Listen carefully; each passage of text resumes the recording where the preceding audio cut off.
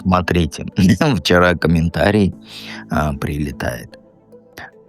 Дед вообще не понимает женскую душу. Ну вообще, мне неинтересно его смотреть. Мой мужчина, он далеко. Но он же меня любит. Чтобы было понятно, они в разных странах, и у них там переписка и вот эта удаленная любовь 3 года. Вот. Дед вообще не понимает, деда смотреть не нужно. Но дело тут не в этом. Дело дальше история, как они друг друга 3 года любят, и то, что они даже не виделись, вживую. А у них там видеосвязь, всякие фотографии друг другу и прочее, прочее, прочее. Знаете, я хоть и не понимаю женскую душу, да, до конца, то, что вам хочется любить и так далее, но я прекрасно знаю мужиков, про которых я вам делаю расклады. На каналах, вот там где-то на других каналах вам. Он тебя любит, плюнет, поцелует. И вот эта вот лапша, она идет на вас, идет, идет, идет. Еще раз повторяюсь, я мужиков знаю. А вот у меня такое ощущение, на других каналах никто мужиков не знает. Потому что он по тебе ночами плачет. Он там тебя любит. Слушай, когда мне было лет 25, вот так вот, молодой, да, полжизни назад. Когда девушку любишь, на свидание к ней пешком за 1000 километров прилетишь. Придешь.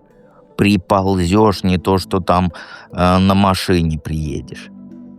А это вот 3 года на расстоянии ни разу не виделись. Если мужчина любит, он к тебе придет. Вот прям вот ему не нужен повод, ему не нужно там, мне нужно решить всякие проблемы, и вот-вот мы с тобой увидимся. Я молодой без денег, из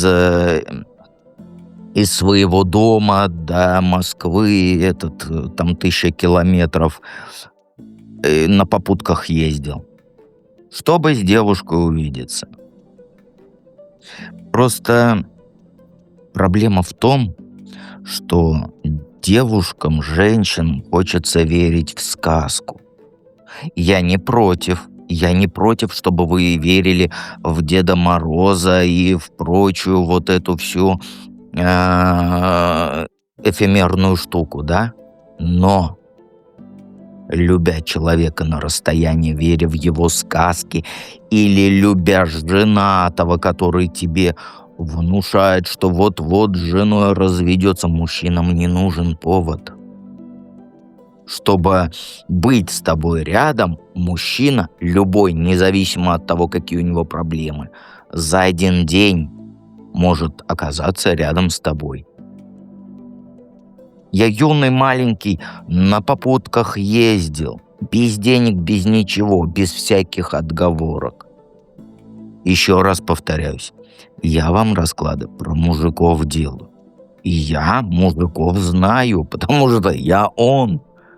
А вот эти вот лапшеведы, да, он тебя любит, вы с ним близнецовые племена, ты с ним родственная душа, жди, женщина 20 лет ждет. Еще раз повторяюсь, тут канал без лапши. Я знаю, что вам хочется сказку, чтобы я говорил, что он тебя любит. Я понимаю твою женскую душу, как тебе этого хочется. Но жизнь другая, я не буду врать для того, чтобы тебе понравиться. Никак. Вот прям 100%. Что карты показывают, то я и говорю. За сказками, которые никогда не сбудутся, на другие каналы. Здесь только правда, какой бы жестокой она ни была. А теперь давайте начнем расклад.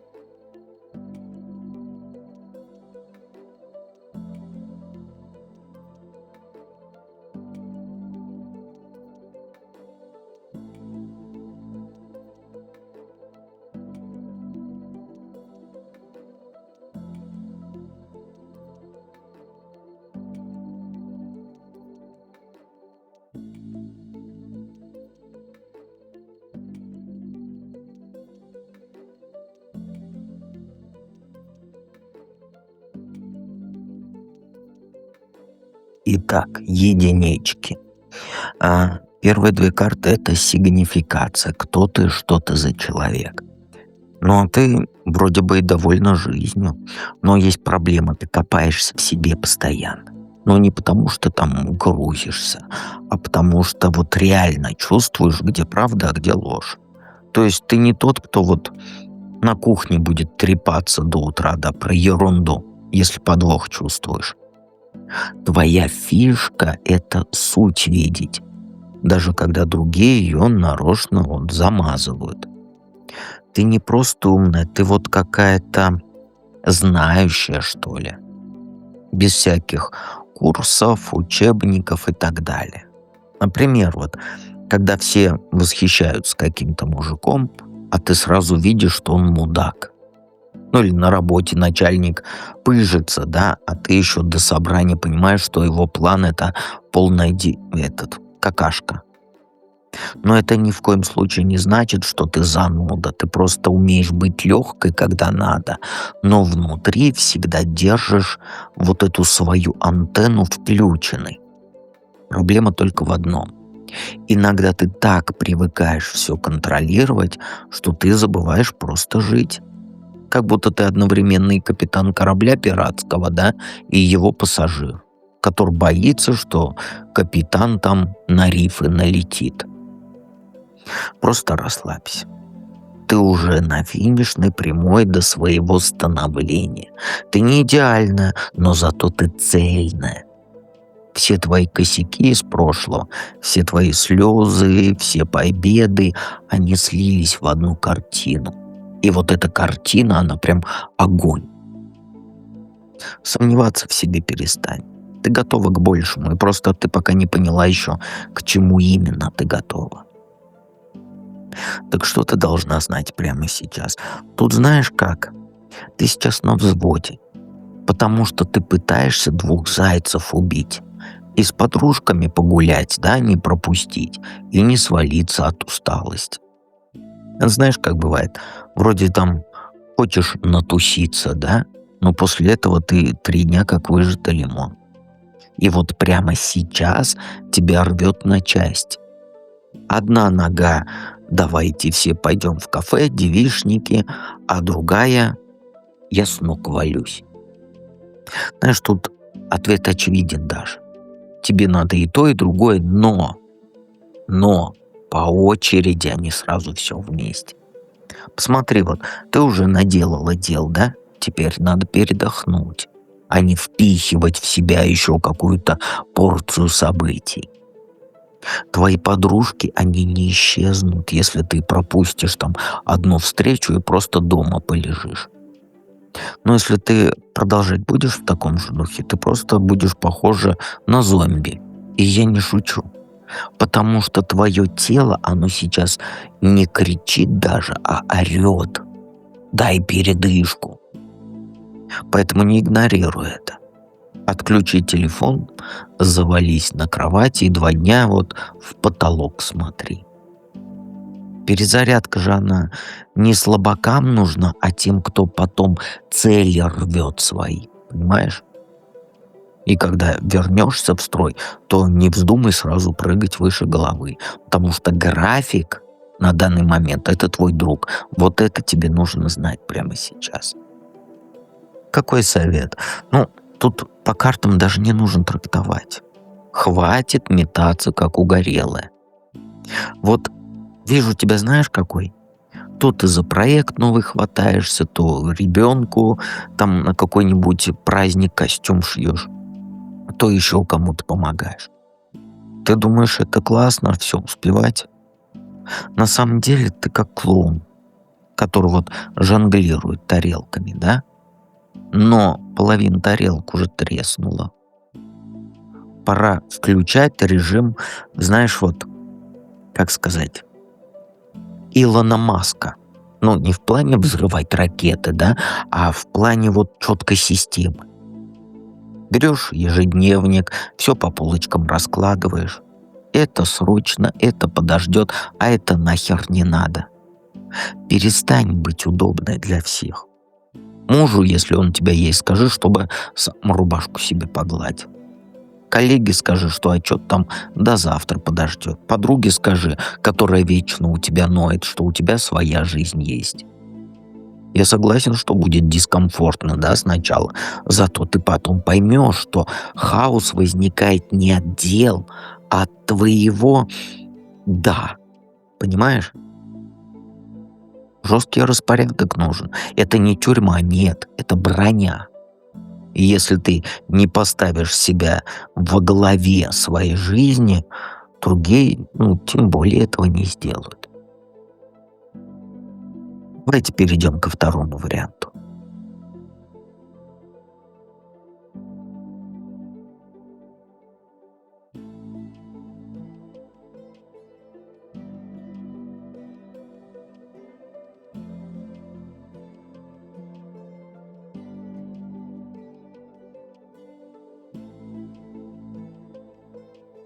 Двоечки. Кто ты, что ты за человек? Знаешь, знаешь какая? Ты вот прям штучка. Вот я не знаю, как по-другому сказать. Вот штучка ты.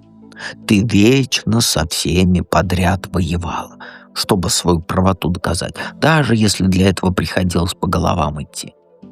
Вот прям сначала вырезаешь, потом думаешь, а потом еще и обижаешься, что тебя не поняли. Вот это про тебя.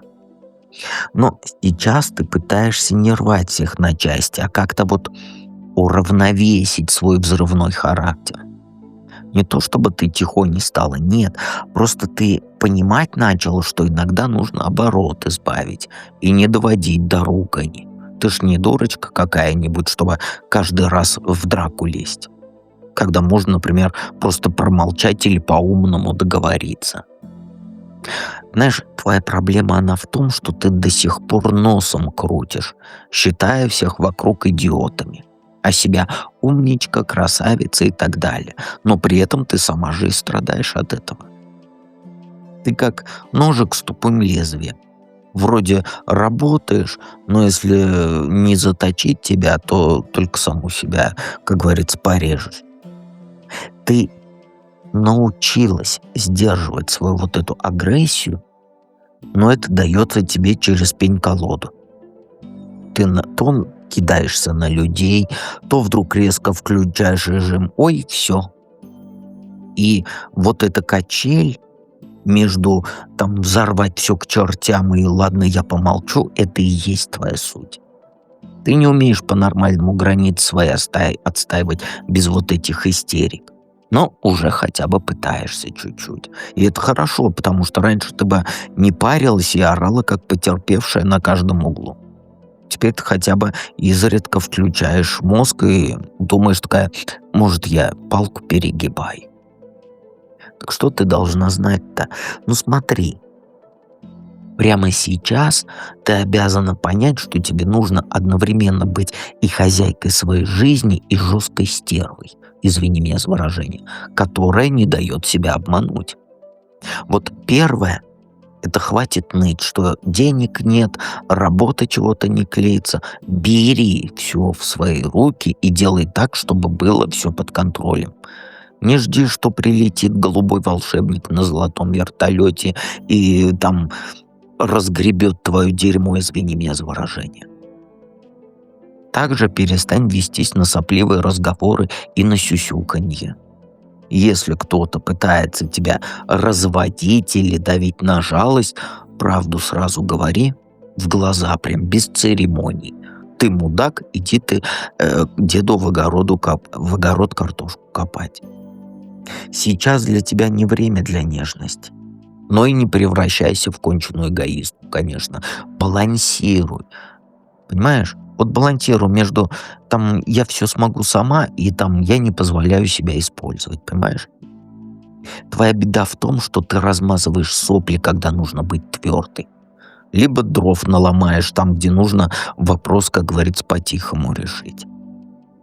Вот сейчас важно не прогибаться под чужие ожидания. Но и не строй себя, конечно, вот эту, как ее-то, из снега-то и льда, снежную королеву, которая без чувств, не строй. Просто вот трезво оценивай, кто чего стоит, и действуй соответствующе, понимаешь? И если тебе предлагают помощь, не отказывайся, но смотри, чтобы за этим не было скрытого подвоха. Вот это тебе надо знать прямо сейчас. Какой совет? Совет, знаешь, тут зажигай, но не просри все, что имеешь. То есть порадуйся тому, что у тебя есть. У тебя подруги есть, крыша над головой есть, какая-никакая стабильность есть. Собери подруг, там, устрой вечеринку. Выпей немножко там компота, да? Нет, в прямом смысле компота. На столе потанцуй, как его, забываю, как называется, на барной стойке. Но не забудь, когда будешь так гулять, что завтра тоже нужно жить. Последние деньги на ерунду не трать, не раздавай всем подряд свои вот эти ресурсы, энергию, деньги, время и так далее. Вот ты склонна либо вот слишком жадничать, боясь копейку потерять, либо за один вечер все спускать на ветер в порыве эмоций. Вот сейчас нужно закрепить то, что ты построила, а не раздаривать. Ну или не наоборот, не зарывать в землю. Если возможность есть что-то приумножить, делай, но без фанатизма вот этого. В скрягу не нужно превращаться, ну и дурочка не нужно быть, конечно, которая пир во время чумы закатывает. Понимаешь? То есть поработай над тем, чтобы твой дом стал крепостью, а не тюрьмой. И будет в нем место для праздника и для разумной экономии. И на близких прекрати орать. Понимаешь? Потому что вот все карты говорят, что ты истеричка. Поэтому прекращай. Кружку разбили, любимую. Ну, вещи восполнимы, а отношения нет. И теперь идем к третьему варианту.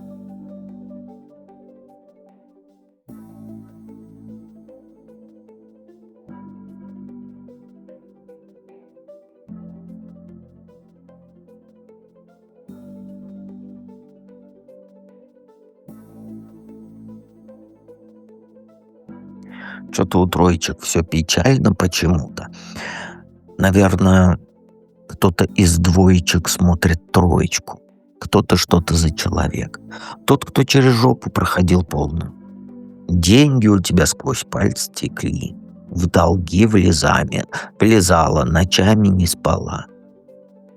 Потому что, ну, какой спать, да, когда у тебя мысли, как свести концы с концами. И сейчас вроде ты как будто бы выкарабкалась. Но вот внутри все равно сидит вот этот страх снова оказаться на дне. То есть ты до сих пор помнишь, как просила в долг у подруг, стояла там в очереди за какой-нибудь скидкой. Но фишка в том, что теперь ты сама вот та подруга, которая другим помогает. Дашь последнее, приютишь, накормишь, как говорится. Только беда. Помогаешь ты всем, кроме себя. Ты как будто вот застряла между прошлой нищетой и нынешней стабильностью. То есть, объясню, вроде бы квартира есть, да, работа есть, но внутри все равно себя чувствуешь вот этой голодной бездомной собакой. И это твоя щедрость, она не от избытка, нет, это от боли. Ты боишься сказать «нет», потому что ты знаешь, каково это, когда тебе отказывают. Нет, ты не благотворитель, и ты не который вот, как сказать, благими своими поступками на весь мир шумит. Нет, ты заложник собственного опыта. И пока ты не признаешь, что давно ты не та загнанная девушка у разбитого корыта, ты будешь таскать чужие проблемы на своей шее. Даже когда проблем у них нет. Что знать ты должна? Ну, это про нового ухажера твоего, который букетами закидывает, стихи пишет. Но он не принц на белом коне. Да, этот мужчина умеет, как говорится, ушами хлопать и глазами строить. Но вот за этим всем нет вообще стратегии. Он тебя разводит на эмоциях, чтобы ты расслабилась, перестала себя контролировать. А где-то рядом уже маячит Мужик в пиджаке. Холодный, расчетливый, без соплей. Это или твой бывший начальник, или вот директор. Ну, вот такой вот человек. Не суть. Он, знаешь, он наблюдает за твоими движениями и готовится палки в колеса вставлять, как только ты ошибешься. И сейчас ты на развилке. Или ты продолжаешь вестись на сладкие речи и теряешь бдительность, или резко голову включаешь. Пойми, вот романтик в тебе, он уже наделал дел. Пора бразды правления отдать твоей внутренней стерве с железными прям яйцами, образными. Если через неделю не перестанешь в облаках летать, то получишь удар ниже пояса. Ну, а как я тебе скажу по-другому? Совет какой, хватит ныть. Сопли собираешь и выкидываешь, и за дело берешься. Твой советчик сейчас — это твоя же собственная жопа, извини меня, которая устала от твоих вот этих полумер. Завтра же садишься и план четкий пишешь. Сколько денег зарабатываешь, сколько откладываешь, кому и когда долги отдаешь. Никаких вот этих «ой, я Ленку пожалела, одолжила ей 5 штук». Нет никаких, все. Блокнот заведи, где будешь фиксировать каждую копеечку. Вот как бухгалтер делает же вот на работе. И перестань быть удобной. Если коллеги снова вешают на тебя всякую работу чужую, ты не улыбаешься, как обычно, а бьешь кулаком по столу и спрашиваешь, когда ждать доплату. Каждая дополнительная работа — это доплата. Без твоих улыбочек, ладно, я все сделаю, буду ночами не спать, лишь бы вы все процветали. Дом хлам разгреби. Продай на Авито, там, где у тебя какие площадки есть, все, чем ты не пользовалась год. Понимаешь? И мужик у тебя какой-то с татухами рядом есть. Его гони лесом. Тебе нужен не мальчик на побегушках, а мужик, который не будет сосать твои деньги. Понимаешь? Вставай в 6 утра, делай зарядку и просто помни, что дед, он всегда рядом.